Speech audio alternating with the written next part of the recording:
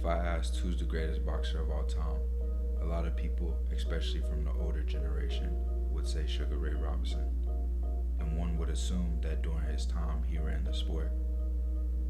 But what if I told you there was a mobster that behind the scenes pulled all the strings and ran the sport during Sugar Ray Robinson's time? And that man's name was Frankie Carbo. Frankie Carbo was born Paolo Giovanni Carbo on August 10, 1904 in New York City, the son of Sicilian immigrants chasing the American dream. But young Frankie wouldn't choose to follow in his parents' footsteps. He would choose a different route and become a gangster. By the age of 11, he was sent to a reformatory for delinquent boys, and throughout his teens, he would be in and out of prison for robbery and assault. Shortly after would come his first killing, a taxi driver that was murdered during a shakedown for protection money. Carbo would later plead guilty to manslaughter and serve just under 2 years, and this would be one of his first major breaks with the legal system. When Frankie got out this time, the Prohibition era was at its heights and had become a booming industry, and with it opened many markets in the underworld. And now it was time for Frankie to make his mark and create his own lane in the underworld. He would soon join Murder Inc., the mob's enforcement arm, a crew responsible for hundreds of contracted killings. Carbo was suspected in multiple murders of witnesses and rivals. One of them included Harry Big Greenie Greenberg in 1939, a murder that almost put him away for life. But when the star witness, Abe Kid Twist Rellis, mysteriously fell from a hotel window and died, the case would be thrown out and Carbo would walk free. And it was starting to seem that no matter which crimes Frankie was alleged to be involved in, whether it was by force, bribes, or flat out beating the case, he was going to walk free. After years of being in the streets and close calls with the law, it was time for Frankie to seek a new lane, one that was more legal and structured. And due to boxing being in its golden age, it was a perfect arena for Frankie to come in and make his mark. In the late 1940s, Carbo would enter the boxing world as a shadow. He couldn't own a boxing manager license due to his past, so he would have others serve as his frontman. And one of those main guys was Frank Blinky Palermo, a mobster from Philadelphia. On paper, Palermo was a boxing manager, but in reality, he would work under Carbo.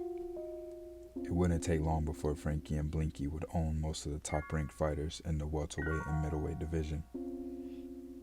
But they didn't just run the fighters, they ran the system. Through alleged bribes and threats, they would gain influence over the refs, matchmakers, and even the IBC, which was the organization that sanctioned most major fights in the US at the time. The IBC was led by James D. Norris and Arthur Wirtz, who were tasked with the job of regulating boxing. But both were businessmen and knew that Carbo's money outweighed the rules.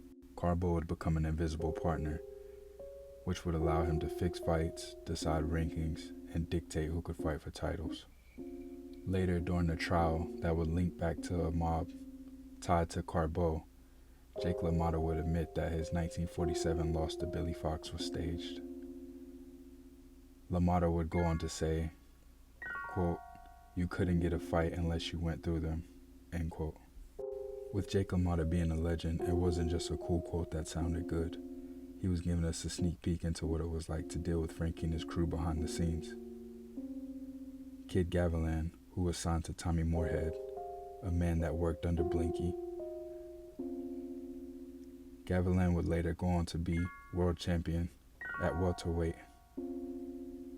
It was noted that much of his purse money went back to the mob. But it wasn't just Jake LaMotta and Kid Gavilan as big-name fighters who were linked to Frankie's crew. There was also Sonny Liston, one of the greatest heavyweights of all time, who went on to fight Muhammad Ali twice. A lot of his early fights were linked to managers connected to Blinky's crew.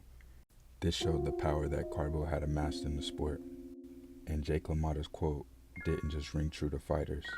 Carbo had an arm that extended from coast to coast, and any major promoter or television network from New York to Las Vegas had to shake hands directly or indirectly with Carbo to get deals done. He had turned the sweet science into a criminal enterprise. Frankie would maintain his grip on the game through fear tactics. Fighters who resist to get in line and do business would see their careers destroyed. Boxing manager Bobby Gleason once refused to sign one of his fighters over to Palermo's camp. Days later, his gym was mysteriously burned down.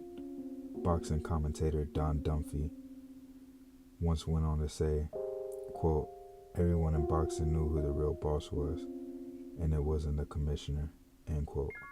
But at this time, Carbo was still in the shadows. Fighters that were signed to him didn't even know they were signed to him. They thought they were signed to clean-looking managers who worked as frontmen.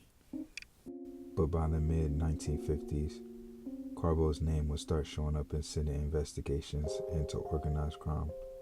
The Kefauver hearings exposed links between the mob and sports, and reporters began calling Carbo, quote, "the scar of boxing," end quote. In 1961, the whole empire would collapse. The FBI, working under Attorney General Robert F. Kennedy, built a case against Carbo and Palermo for extortion and conspiracy. They had strong evidence that the pair had forced Don Jordan, who was the NBA welterweight champion, into signing away a large portion of his earnings. Witnesses testified that Carbo would use threats and intimidation to control Jordan's career and profits. Kennedy publicly named Carbo, quote, "the underworld scar of boxing," end quote. Both men were convicted. Carbo received 25 years in federal prison, and he would serve his time at Alcatraz, McNeil Island, and Leavenworth. Behind bars, Carbo's health deteriorated. After years of lung problems and heart disease, he was released early in 1976, and he would die shortly after in Miami Beach. He never spoke to the press, never cooperated, and never gave up a single name.